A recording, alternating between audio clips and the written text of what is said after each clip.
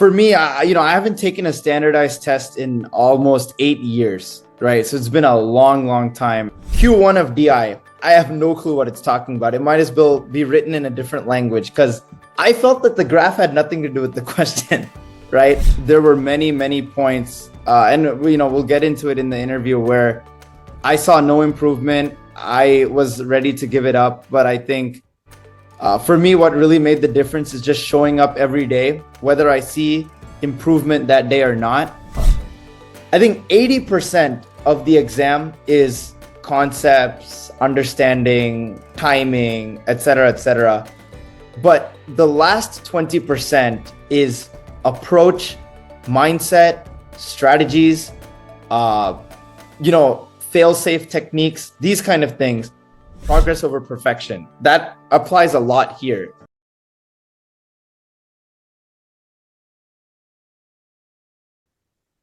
Hi, everyone. Thank you so much for joining us on this interview. And congrats to you, Anirudh, a massive 210-point improvement to a 765 GMAT score, perfect 100 percentile with a Q90, a V90, and a D84. You must be ecstatic. Yeah, no, thank you so much. Definitely very excited, very happy, honestly relieved. Don't have to get up in the morning and study GMAT anymore. So thank you so much. Yeah. Yes. And, I've been your mentor. I've known you quite a while through all of this. But for our audience who's new to you, can you tell us a little bit about yourself? Yeah, so my name is Anirudh. I grew up in Atlanta, Georgia, and I went to Georgia Tech for college. I graduated about 2 years ago. Since then, I've been working in a specific niche. I'm focused in supply chain consulting. And as I'm kind of going through my journey, I felt that an MBA would be appropriate for the next step in where I want to go in my career.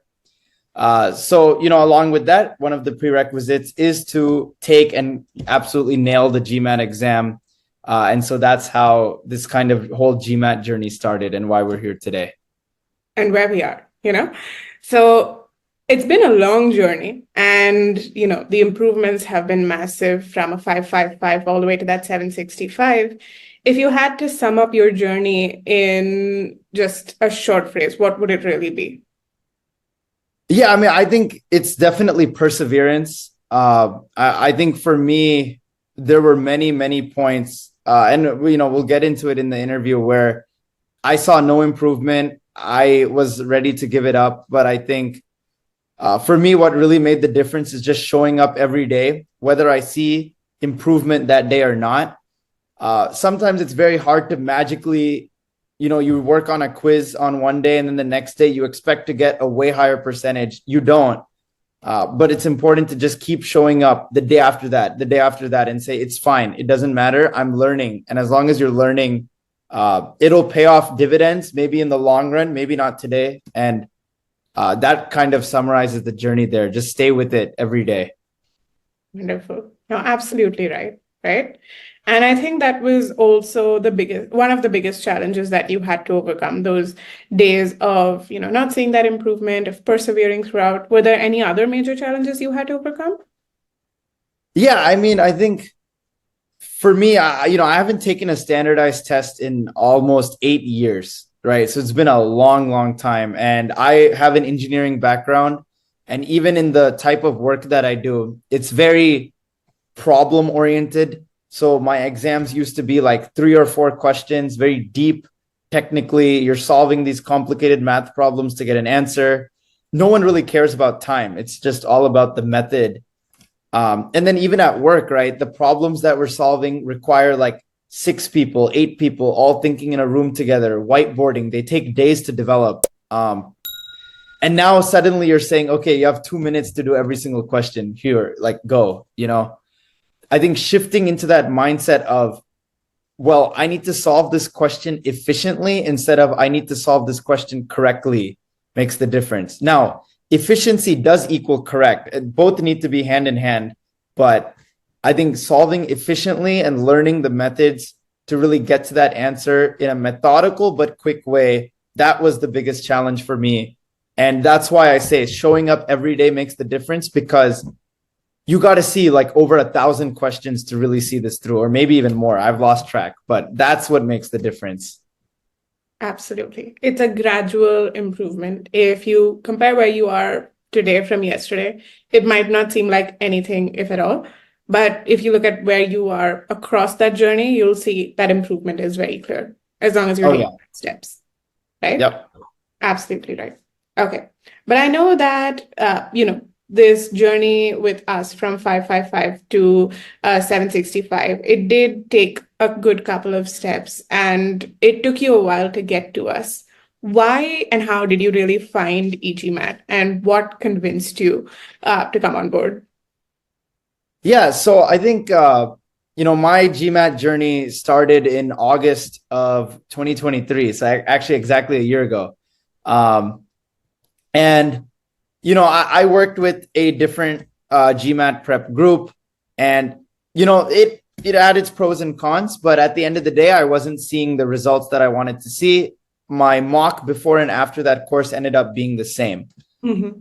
At that point, I took a bit of a break from GMAT just because I didn't want to let that frustration turn into resentment and quitting. I thought a healthy break was in order. And while I was on that break, I was just, scrolling through YouTube, looking at, there's tons of videos out there, how to ace the GMAT, whatever.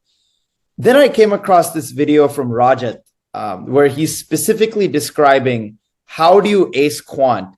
And for me, Quant was one of my very weak areas, which is kind of surprising because I'm an engineer. Was not too proud of that. And that's when I watched Rajat's video and I really appreciated his methodology. He also has this calm personality to him where he explains everything like very matter of fact. So I was like, okay, I think putting my faith in him seems like it's in trusted hands. He seems like he knows what he's doing for Quant. And at the time also, Quant was my biggest, I knew Quant is what moves the needle on my score. So I was like, okay, I think it just makes a lot of sense to go with him. And that's how I got involved with eGMAT. I watched this video and signed up immediately. And here we are right now, right? Yeah. So wonderful. And like you said, Quant is where we saw a massive improvement from a 76 to a 90. So that's a 14-point Quant improvement, right? Yeah. It's great. Before we really talk about the course and how you made that improvement, why do you think the Quant section was so challenging? So, it goes a lot with what I was talking about earlier, right? Where on Quant, there are actually two main issues. We talked about timing quite a bit, but we also need to talk about some of these Quant concepts on GMAT you learn in middle school and high school. And a lot of people say it in the form of, hey, well, there's nothing more complicated than high school math in the GMAT. You'll be fine. That's not true. It is actually, it's it's the opposite of recency bias where or maybe it is recency bias actually, where you remember things you learned recently, but you're bound to forget and throw things that you learned a long time ago out of your mind. And I think where the Quant improvement really happened, timing, of course, that was very critical, but also going back and really solidifying all those middle school and high school math concepts that we learn in the classroom. That is what makes you able to solve hard questions when you come across one with that time pressure, is if your fundamentals are super strong. And so that would be definitely one of the reasons why. Understood. So we know now that you need to start out at the basics in order to progress to harder questions. How did the structure of the Quant course enable you to do that? Yeah, so I think with the Quant course in eGMAT, I love the design of it. I think I want to highlight it in phases. So first you have your concept overview, right? Or concept slides. It's awesome. They explain all of the different little varieties of a way to address a problem. Here, I actually specifically want to call out two chapters in the eGMAT concept book. One is sets and two is word problems. To this day, I still set up my set problems, my word problems, this exact way that is described by Rajat and Pyle and others in the concept files there.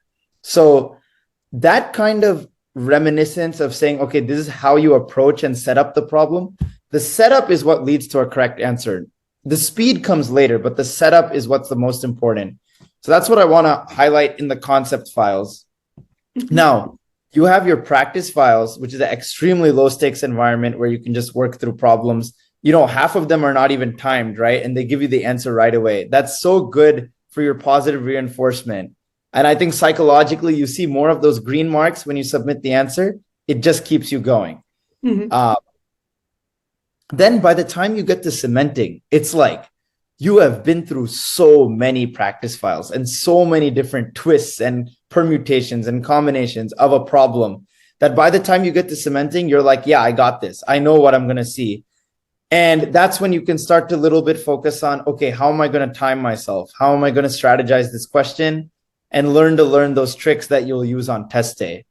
And when you combine all three, I really want to highlight this the most is that you've seen so many questions that you won't forget because you've just seen so many questions. And I think I am evidence of what Rajat says in his video, the very video that convinced me to go with eGMAT. You need to do cementing within 24 to 48 hours of when you learn the concept. I think this is so true. Like he did not make that up. It's when you cement and you do the practice files and you just do that many questions in such a sprint, you will never forget that concept. And that really rung true on test day. When you're under pressure and you're sweating and you're nervous, the fundamental is what gets you to the results. So that's what I want to highlight about the eGMAT Quant course. Absolutely. No, very, very well said, right? And I think one thing that also helped you, that was eventually part of your fundamentals, were the process skills as well, right? Once you had learned concepts.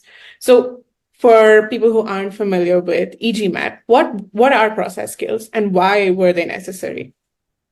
Yeah, so the process skills, and they vary a little bit problem to problem, but if you look at it at a aggregate view, you have analyze, infer, conceptualize. They have different steps like this, and then finally calculate and solve. This becomes especially important when you're getting questions wrong, more than when you're getting questions right. Because when you're getting questions wrong, what happens is because of the process skills, you start to understand where am I messing up the question. And for me personally, I used to mess up the question in the setup, which is the infer and conceptualize phase. And so watching the assistant professors in eGMAT do that step every single time and watching them do it made me think, okay, I need to start doing it like them. And eventually it becomes habit. And that habit is what leads to success on the actual GMAT.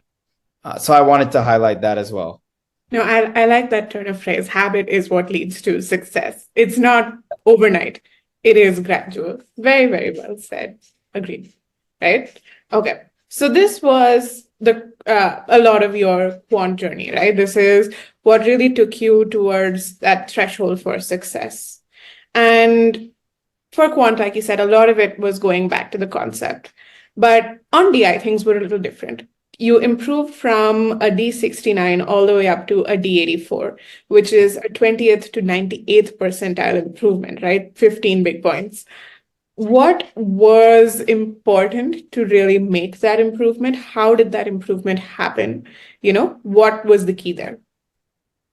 Yeah, so I think with DI, although, again, I don't want to understress the importance of going through the concept files, practice files, etc. But here I really want to focus specifically on Scholaranium and the way that eGMAT sets up that access and that questions and the way they design the questions. I think I really appreciate all of the concept files and everything done there. But when it comes to Scholaranium, I was just so impressed with how they design so many sample problems with so many twists. I think that level of effort, it shows, right, in like all the different types of questions you're doing. And she knows this. Like I did 6 hard Scholaranium quizzes for DS just to get the point and just to get that practice.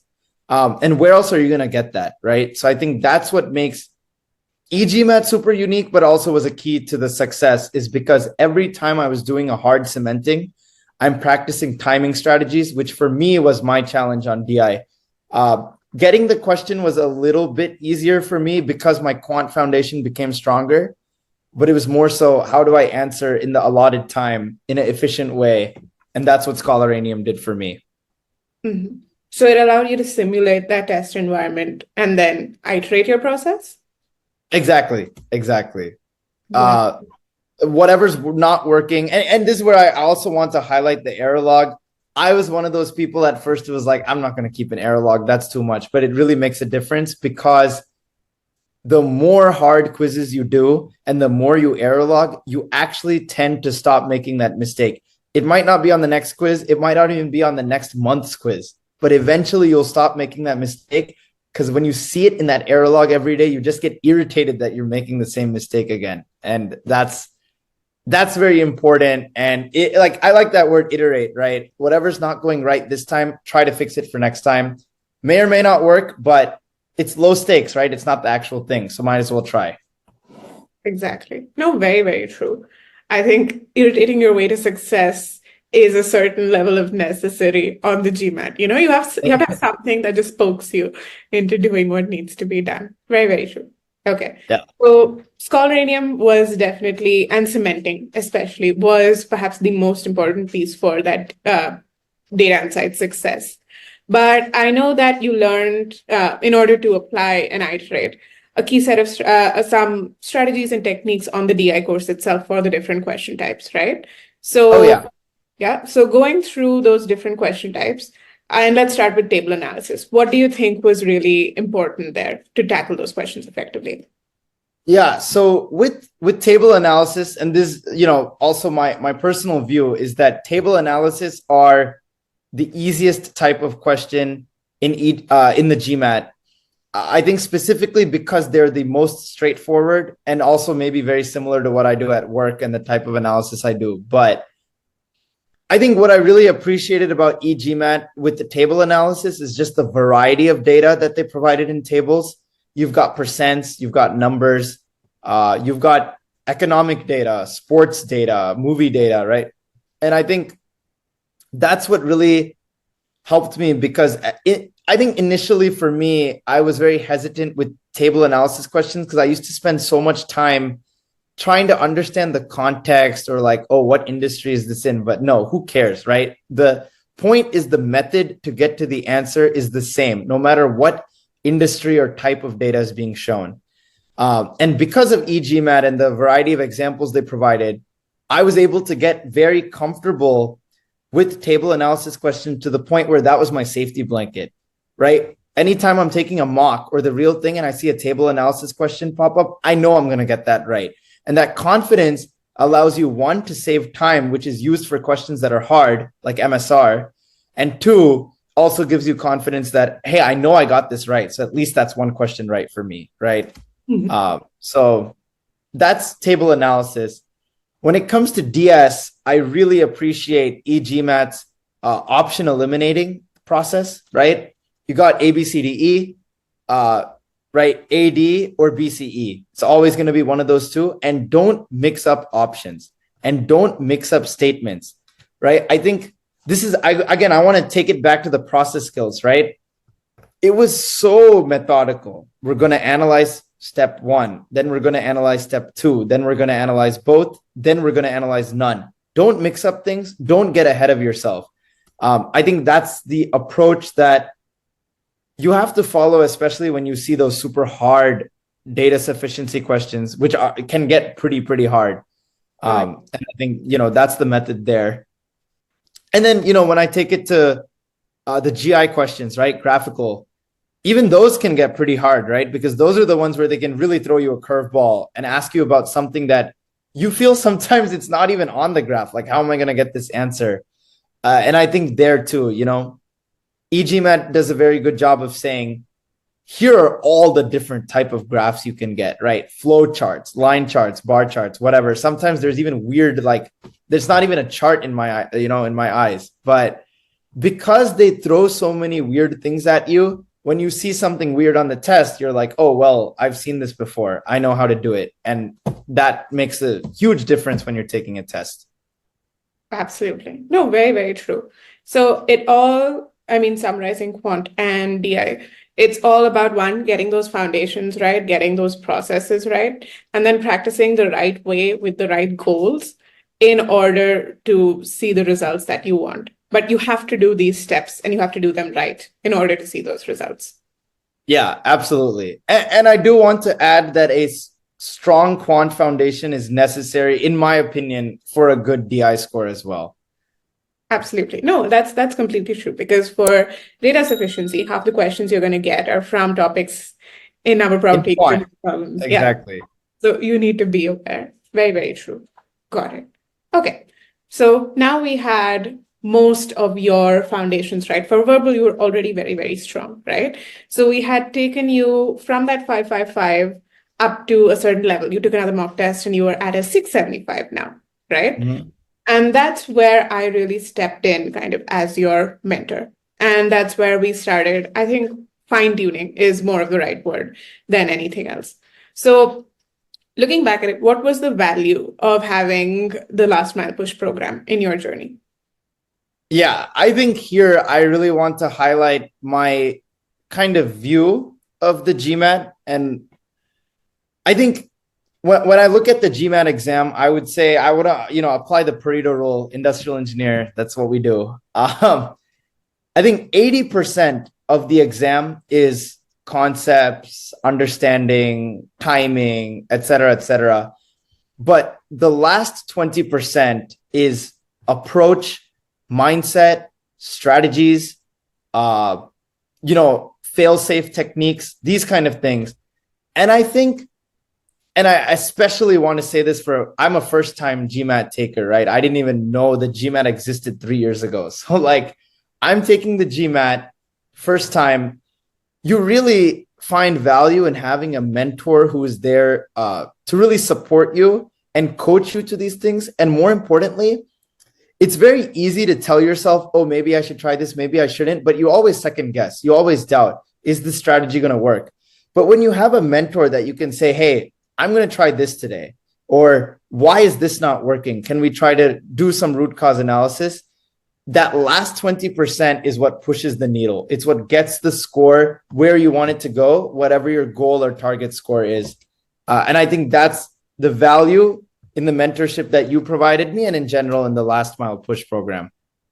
I'm very, very glad. I'm glad that I could help, and I'm glad that we could work so successfully towards that last 20%, right? Yeah. And to make it easier on our audience, let's segment this. I know we discussed and we brainstormed and we came up with 5 essential strategies, essentially, for that last 20%, right? So let's start with strategy 1. What is the first strategy that you should have in your toolkit when you are past your foundation stage and ready for that last phase of GMAT prep?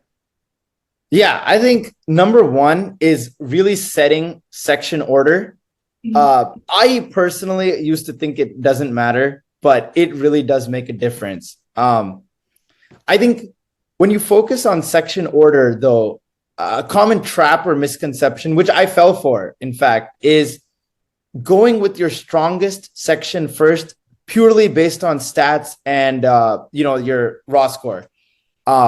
So for me, verbal historically has always been my highest raw score on every single mock I've ever taken.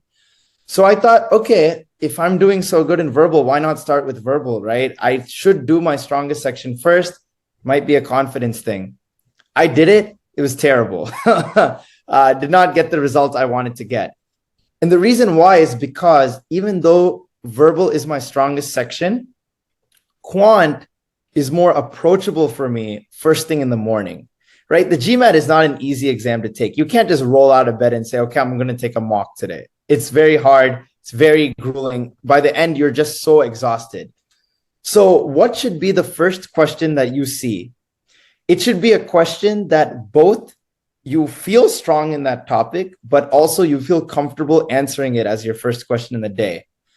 So that's when I talked with you and we had those valuable mentorship discussions that there's no way I would have figured that out myself. Or maybe I would have after taking 10 mocks and realizing, oh, this is not going well, right? You saved me so much time. And that's what makes a huge difference.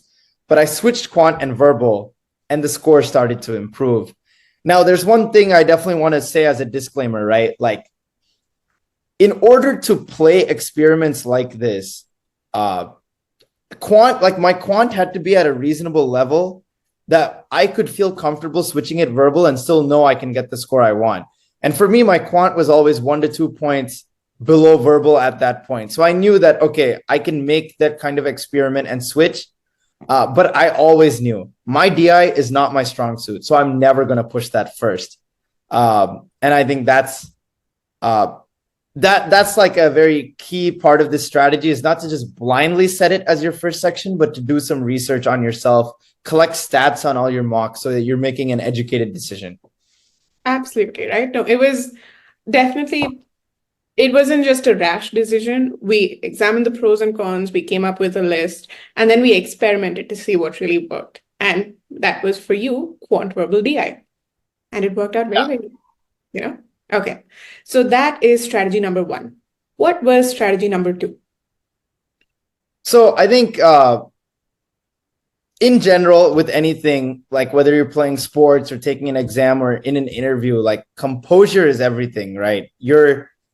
Nothing is ever going to be a cakewalk. And that composure aspect is very important.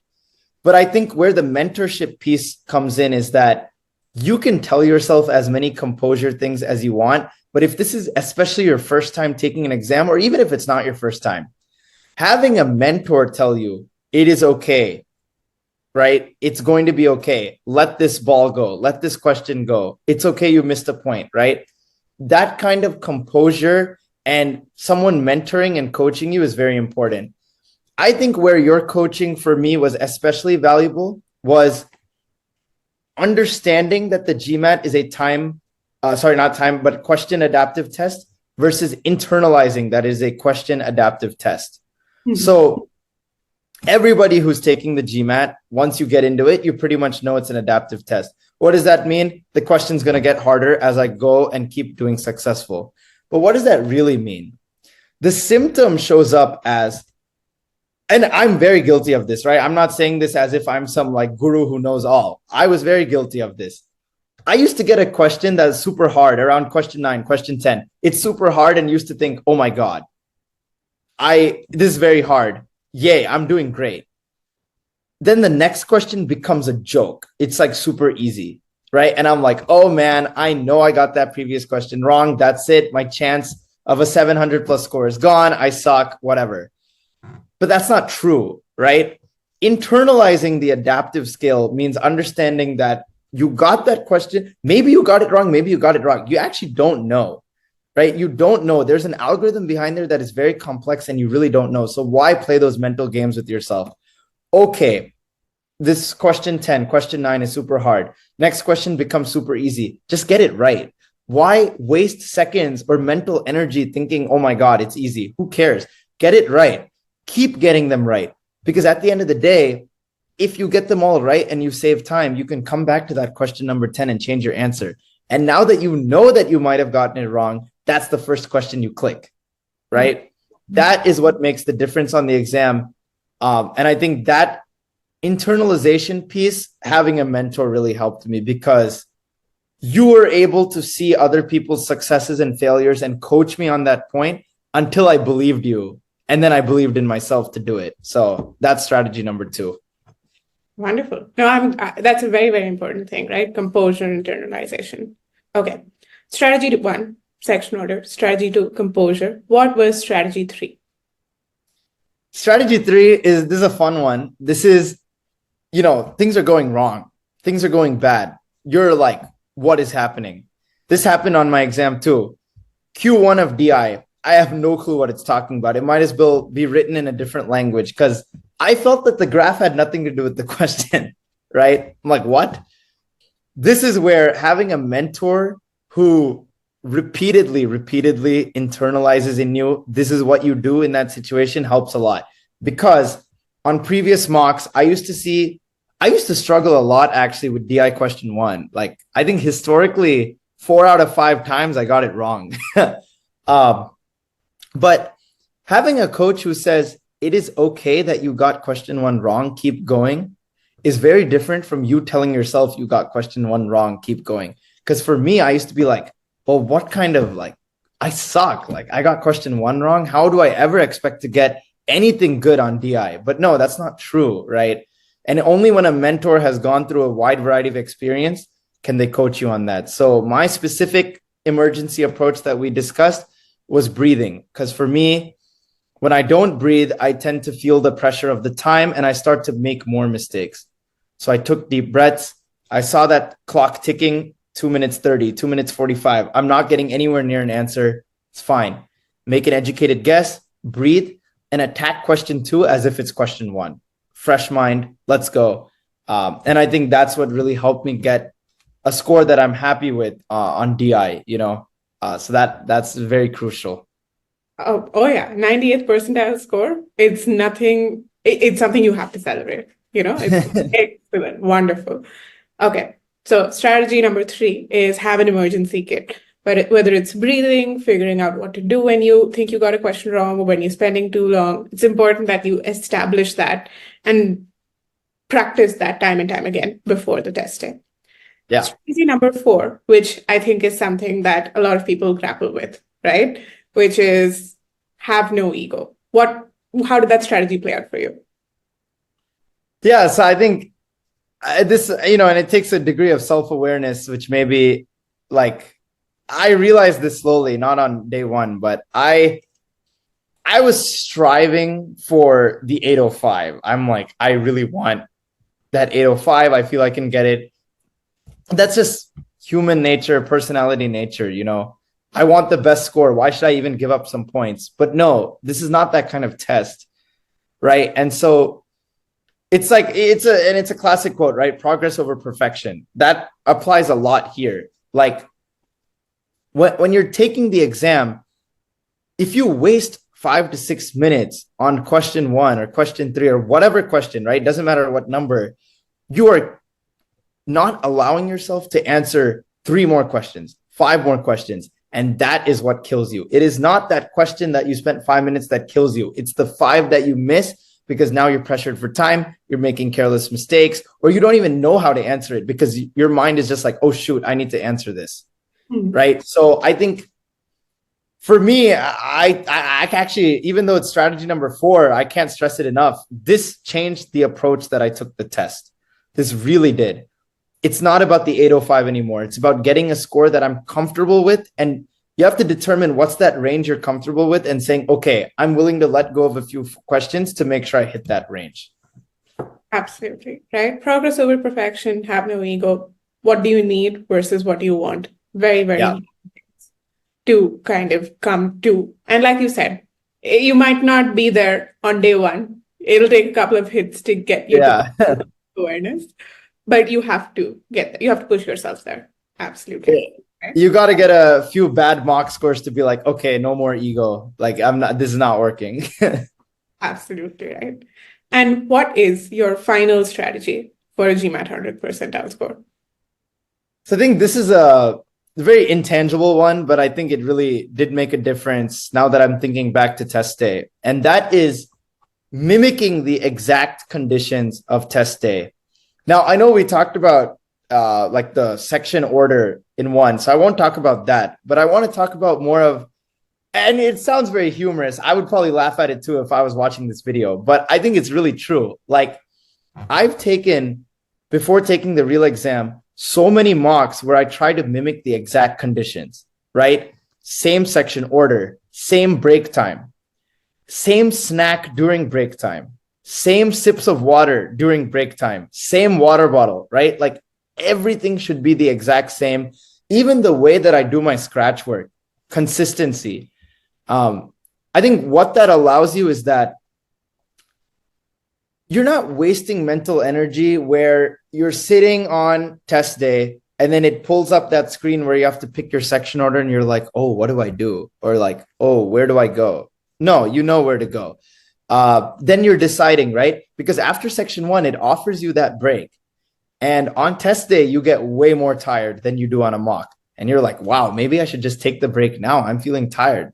No, stick to what is tried and true.